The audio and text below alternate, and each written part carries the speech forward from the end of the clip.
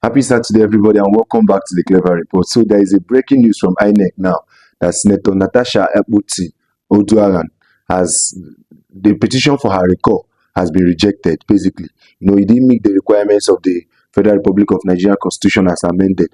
Now, this makes me think, yes, she's fighting the Senate president, for the alleged sexual harassment. Although I still want her to bring evidence for the sexual harassment, because I don't want us to set the precedence of people just making claims and then we judging people at the altar of public opinion. No, I'm not personally like APC or anything it presents. I think Senator Godswill Akpabio is the worst Senate president ever, but I still want to give him benefit of doubt. I want her to file a criminal case or a civil case in a court of competent jurisdiction so that people will know, there will be discoveries. People will bring evidence and then she will make her case clear. Because this girl's going to the media and smearing him, I don't think it will cut it. We're not ruled by emotions here, but is it a coincidence that immediately she started fighting against Senator Godswill Akpabio, with the alleged sexual harassment, and then there was call from her constituents from certain people in her constituents to recall her. And we saw the videos of people, forging signatures and stuff. So INEC made a statement, came up with a statement saying that basically the whole thing did not meet the requirements for the recall. So, but I think now look at the video. She came to Kogi, to her constituency. Look at the crowd. Look at she's loved. Fairness to her, she's loved in her constituency. So you cannot tell me that those people now, those like the thousands of people that gathered to welcome her back to her constituents, somehow still want her to be recalled.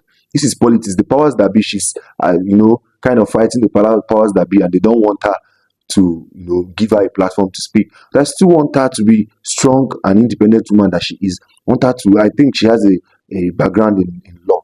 Want her to get evidence if there is any irregularity happening, whether workplace harassment or something. And then I want people to pay. I want people to be held accountable. If the Senate president that she has alleged that sexually harassed her, if he's guilty, I want him to face the full wrath of the law. So I don't want us to judge him at the altar of public opinion, because I don't want us to set this precedence, because it can happen to your family, it can happen to you, it can happen to your dad. So somebody just says he or she sexually harassed me, then we should just believe that person. No.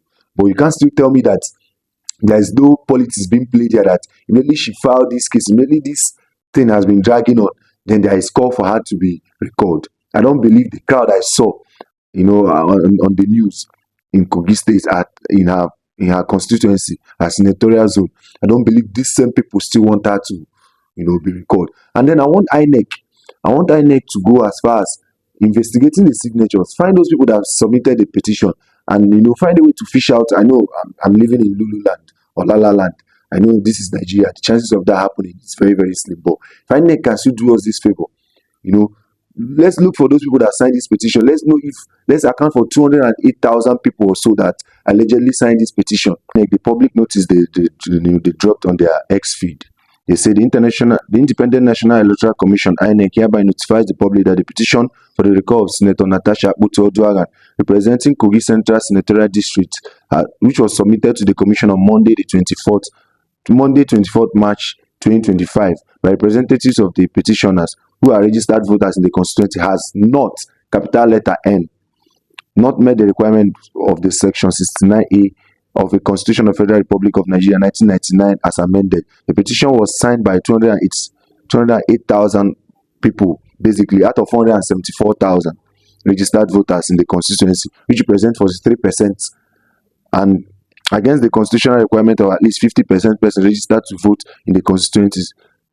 Consequently, no further action shall be taken on this petition. I love the fact that INEC is saying no further action should be, because we all know this is a sham.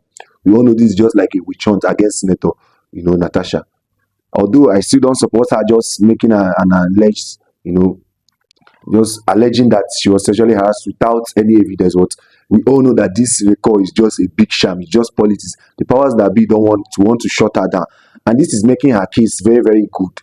I'm still having like a soft spot for her now, because no press is bad press. If we look at it, no press is bad press. She's getting good press, and basically, if she runs for governor in her state, she has chances.